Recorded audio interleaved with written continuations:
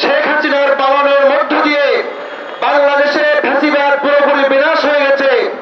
আমরা ভেবেছিলাম শেখ হাসিনা পালনের মধ্য দিয়ে বাংলাদেশে ভারতীয় আধিপত্যবাদের যে কোরাল গ্যাস সেটা মনে হয় পুরোপুরি বিনাশ হয়ে গেছে।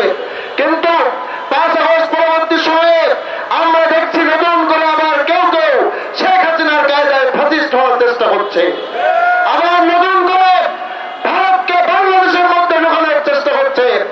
আমরা জুলাইয়ের ছাত্র জনতা স্পষ্ট করে বলে দিতে চাই, জুলাই জনতা এখনো মরে নাই, জুলাই জনতা ঘুমিয়ে যায় নাই।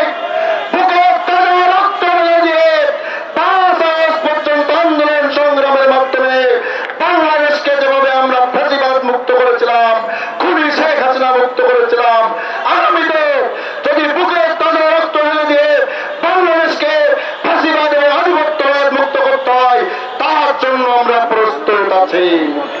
যে স্লোগান দিয়ে বাংলাদেশের মানুষ শেখ হাসিনার পতন নিশ্চিত করেছিল, আমার সাথে সেই স্লোগান ধরতে হবে। দিল্লি না